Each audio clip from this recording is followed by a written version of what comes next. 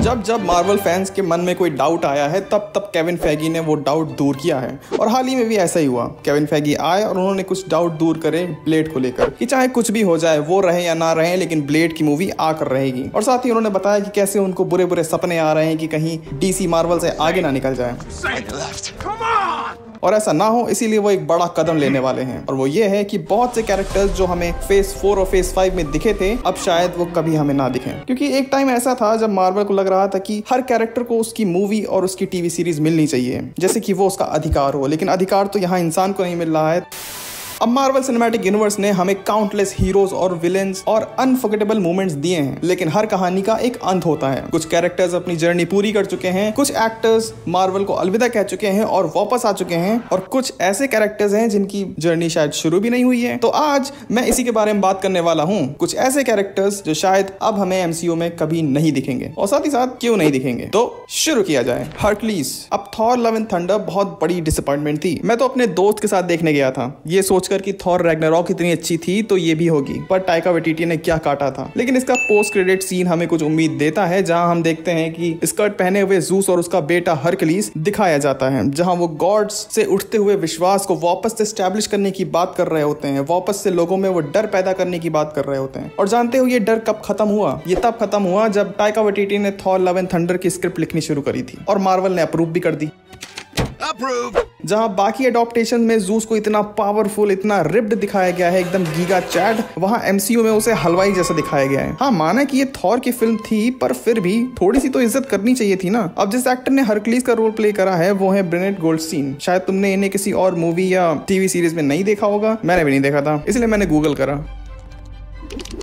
मजे की बात यह है कि इनका कैरेक्टर एमसीयू में दोबारा कभी हमें दिखाई नहीं दिया, और वो शायद इसलिए है क्योंकि वो इतने जाने माने एक्टर नहीं है। अगर होते तो शायद इनके कैरेक्टर का भी कुछ हो जाता, या फिर अगर ये मूवी सिर्फ अपने सोर्स मटेरियल को सीरियसली लेती ना, और साथ ही साथ हरक्यूलिस के कैरेक्टर को कहीं मूवी के बीच में इंट्रोड्यूस कर देती, तब भी काम चल जाता। पर अब इस कैरेक्टर का दिखना बहुत ही मुश्किल है। क्यों? क्योंकि जिससे हरक्यूलिस बदला लेने निकला है वो तो एमसीयू ही छोड़ रहा है ना, मतलब ऐसे रूमर्स हैं। और अब एमसीयू डूम्सडे और सीक्रेट वॉर्स पर फोकस करेगा कि हरक्यूलिस पे फोकस करेगा। और अगर तुम्हें हरक्यूलिस की कहानी जाननी है तो तुम द रॉक की हरक्यूलिस देख सकते हो। मैंने भी वही देखी थी। पहली बार मैंने रॉक को इतने लंबे बालों के साथ देखा था, और तब मुझे लगा कि दुनिया में कुछ भी हो सकता है। इटर्नल्स। बहुत सी रिपोर्ट्स ऑलरेडी कंफर्म कर चुकी हैं कि इटर्नल्स वापस नहीं आने वाले, बावजूद इसके कि मूवी के एंड में हमें ये दिखाया जाता है। अब इसके मल्टीपल रीजन है। सबसे बड़ा रीजन तो ये है कि देखो, कोई स्वॉर्ड फाइट नहीं देखना चाहता है। If you know you know. अब इटर्नल्स एक नया कॉन्सेप्ट था मार्वल फैंस के लिए। ये फिल्म बाकी एमसीयू फिल्म से कनेक्टेड भी नहीं थी और एक अलग नैरेटिव लेके चलती है शुरुआत से अंत तक। तो मार्वल ने बहुत कोशिश करी कि फैंस बस देख लें इटर्नल किसी तरह से। इतनी मेहनत जो करी थी मार्वल ने, चुन चुन के कैरेक्टर्स लाया था वो। इवन इंडिया में भी आशीष चंचलानी और भुवन बाम का कोलैब करवा दिया था, पर वो वीडियो भी ज्यादा लोगों ने नहीं देखी। फैंस ने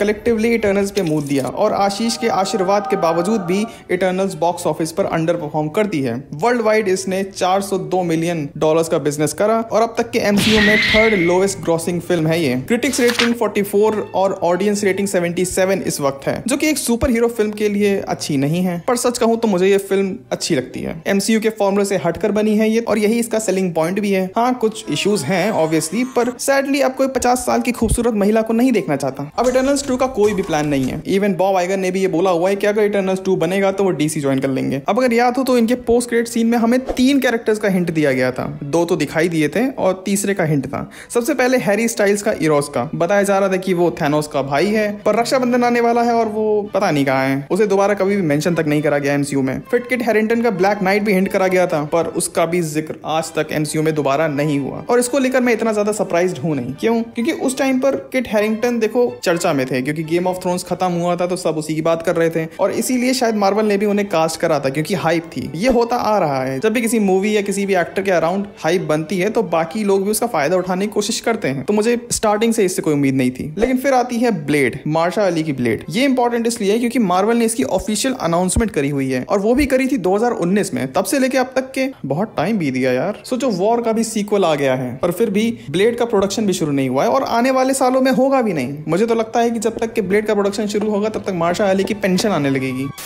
गार्डियन ऑफ द गैलेक्सी। देखो, अभी तक कोई भी कंफर्मेशन नहीं आया है कि एवेंजर्स डूम्सडे में हमें गार्डियन ऑफ द गैलेक्सी दिखेंगे, और मैं ओरिजिनल वालों की बात कर रहा हूं। अब देखो, इसके 2 ही मतलब हो सकते हैं। या तो मार्वल स्पेस एवेंजर्स को भूल चुका है, या भूलने की कोशिश कर रहा है। Ladies and gentlemen, if you will, look right here. लेकिन guardian of the Galaxy Marvel की सेकंड सबसे ज्यादा अर्न करने वाली टीम है एवेंजर्स के बाद। अगर तीनों पार्ट्स को मिला लिया जाए तो इस पूरे ट्रिलॉजी ने 2.4 बिलियन का कलेक्शन करा है। लेकिन अब जब जेम्स गन डीसीयू ज्वाइन कर चुके हैं, और देखो लग तो नहीं रहा है कि ये वापस आएंगे, क्योंकि एक तरह से उनकी सरकारी नौकरी लग गई है। क्यों? क्योंकि एटलीस्ट अब उन्हें कोई काम से तो नहीं निकालेगा। और गार्डियन ऑफ द गैलेक्सी 3 के बाद सारे कैरेक्टर्स को अपना अपना रिडेम्पशन भी मिल गया एक तरह से। गमोरा की अगर बात करें तो देखो ये वो वाली गमोरा नहीं है जो ऑडियंस ने पसंद करी थी गार्डियंस 1 और 2 में। उसको तो थैनोस ने मार दिया था। ये दूसरी टाइमलाइन की गमोरा है और इसने पीटर से प्यार करने की गलती नहीं करी दोबारा, क्योंकि प्यार जिंदगी में एक ही बार होता है। और इसलिए गमोरा जो है वो सिल्वेस्टर स्टैलोन के साथ निकल गई रेवेजर्स के साथ। मैंटिस को ये रियलाइज हो चुका है कि अब तक वो जो भी कर रही थी वो दूसरों के कहने पर कर रही थी, और अब वो अपनी मर्जी की मालिक बनना चाहती है, मालकिन बनना चाहती है। बेसिकली वो स्ट्रॉन्ग इंडिपेंडेंट वुमेन बनना चाहती है, जो कि हर वुमेन अपनी जिंदगी में एक ना एक बार तो बनने की कोशिश जरूर करती है। ड्रैक्स अभी भी नोवेयर पर है, नेबुला के साथ है। वो बच्चों की पॉपुलेशन कंट्रोल करने में मदद करता है। कैसे? तो जब भी कोई एलियन सेक्स कर रहा होता है तो वो उसे खड़े होकर बस देखता है और वो करना बंद कर देते हैं। रॉकेट अब एक नया लीडर बन चुका है और वो लीड कर रहा है एक टीम को जिसमें कि ग्रूट भी है। तो देखा जाए सबकी हैप्पी एंडिंग हो तो गई है, कोई मतलब नहीं है इन्हें वापस लाने का। ऑल्दो मूवी के एंड में हमें ये जरूर बताया गया था कि स्टार लॉर्ड विल रिटर्न, पर आखिरी बार जब स्टार लॉर्ड को अकेला छोड़ा गया था तो आधी दुनिया धूल बन गई थी। So we can not risk it. या तो पूरी टीम लेकर आओ या तो किसी को भी ना लाओ। स्कारलेट विच, अब देखो ये कैरेक्टर फेज 4 या फेज 5 में तो इंट्रोड्यूस नहीं हुआ था, पर इसका ज्यादा से ज्यादा कैरेक्टर डेवलपमेंट जो हुआ है ना वो इन्हीं फेजेस में हुआ है। इस कैरेक्टर ने अपने घर से लेकर अपने 50,000 mAh battery with 450 watt fast wireless charging Snapdragon 80 first generation पति को खोया है। एलिजाबेथ ओल्सन ने अपना पहला अपीयरेंस करा था एवेंजर्स एज ऑफ अल्ट्रॉन में, और उसके 1 साल बाद उनको एक बड़ा रोल मिलता है captain America the winter soldier में। और तब से लेकर के अब तक एमसीयू में उनका बहुत ही बड़ा हिस्सा रहा है। फैंस उन्हें बहुत ही पसंद करते हैं और प्यार से वो उन्हें मॉम बुलाते हैं। और अब जब मार्वल स्टूडियोज एवेंजर्स डूम्सडे की प्रोडक्शन में लग चुका है तो ओल्सन ने ये रिवील करा कि उन्हें अभी तक मार्वल की तरफ से कोई इनविटेशन आया नहीं है। हॉलीवुड रिपोर्टर को एक इंटरव्यू में ओल्सन ने ये कंफर्म किया कि उन्हें अभी किसी भी मार्वल प्रोजेक्ट के लिए बुलाया ही नहीं गया है, और जिस टाइम पर एवेंजर्स डूम्सडे की शूटिंग चल रही है वो एक दूसरे प्रोजेक्ट पे काम कर रही है जो कि एमसीयू का नहीं है। ओल्सन की आखिरी लाइव एक्शन एमसीयू अपीयरेंस हुई थी 2022 में, जो की थी doctor strange in the multiverse of madness, और उन्होंने एक वेरिएंट को दोबारा प्ले किया है व्हाट इफ में। उसके बाद मार्वल ज़ॉम्बीज में भी शायद वो किसी एक वेरिएंट को आवाज दे रही हैं, पर लाइव एक्शन में उन्हें कहीं भी दूर दूर तक नहीं देखा जा रहा है। लेकिन अगर मार्वल डूम को ला रहा है तो उसे स्कारलेट विच को लाना पड़ेगा, क्योंकि इन दोनों का चल रहा है और बहुत ज्यादा चल रहा है। तो आई थिंक वो वापस आ सकती है, और हम फैंस भी मॉम को वापस देखना चाहते हैं, क्योंकि जन्म लेती है जो मां जिसे जग कहे।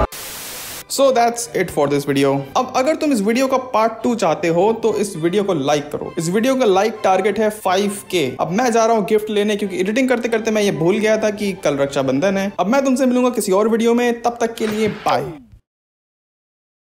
तूने बोला क्या बात है? वंडर वर्ल्ड में जिक्र आया के नाम का कौन सा